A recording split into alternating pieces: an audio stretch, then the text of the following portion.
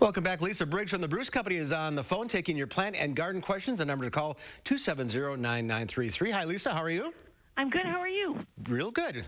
Enjoyed the snow yesterday, that's for sure. Wasn't that fun? All right, let's get to the phones. We'll start with Jennifer from Dane. Hi, Jennifer. Hi, how are you today? Good. What's your question?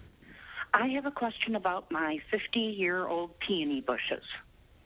Okay. The neighbors' trees have grown rather high and are blocking them from getting the full sun. And they really like that. I need to know how to retransplant them. Okay, so peonies to flower need 6 hours of sun. They can take a little bit of shade, but not a ton.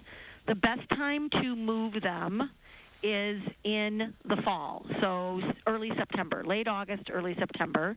You can dig them up, just the whole block, and if they're 50 years old, they're probably pretty massive. And then just take a really sharp, flat-bladed shovel and slice it into pieces, quarters or whatever, and then replant them in a sunnier spot.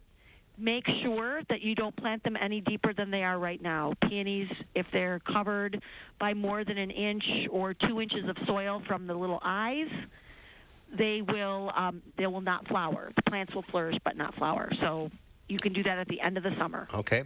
All right. Okay, wonderful. Thank you. Thank you for calling. You're welcome. Let's go to Donna in Loganville. Hi, Donna. Hi. Hi, what's your question? My question, thank you for answering. My question is, I have a Christmas cactus, 3 of them, and 2 of them, they're done blooming, all 3, and 2 of them, they're turning red, or, kind of burgundy color. The one is still green. I've never had that before over all the years. Is there something I'm doing wrong, or is it missing something? Sometimes a little bit of temperature fluctuation can trigger that. Like, I know people who leave theirs outside late into the fall to really spur the flower bud production will sometimes get some weird coloration on them. Are they healthy otherwise? Like, not wilting or anything like that? No, they look good other than that.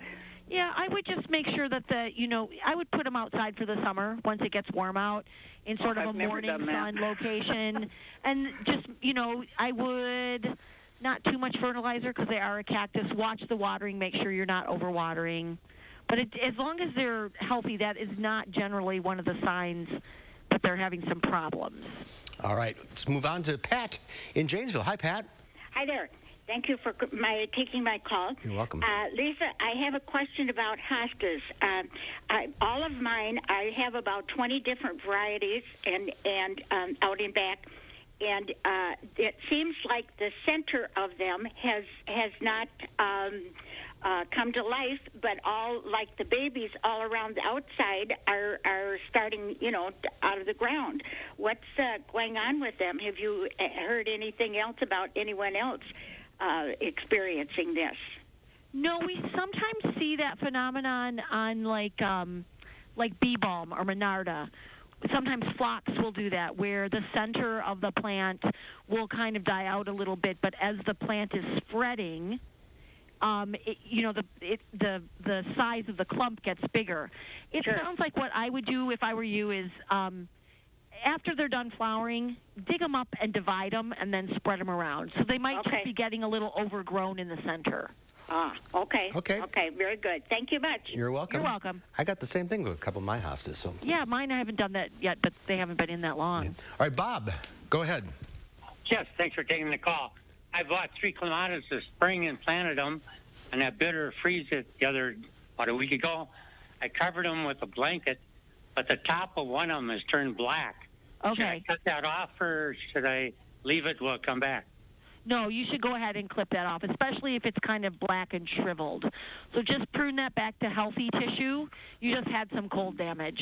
Okay, let's go to Levon from Madison. Hi, Levon. Hi, Lisa. Hey, I got a question for you on your burning bush. I know last year you said something about the burning bushes had too much water where they weren't leaping out all the way like they're supposed to. Will that come back this year, or do you have to cut that back?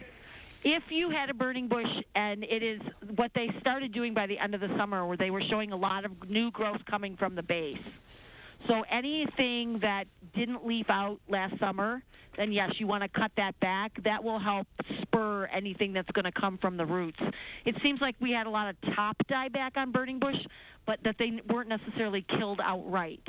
Okay, so it wasn't so bad of a winter, so maybe they'll be better this year. Yeah, prune out the stuff that's dead. All right, we're out of time. Thank you all for calling in. Lisa, thank you for your time.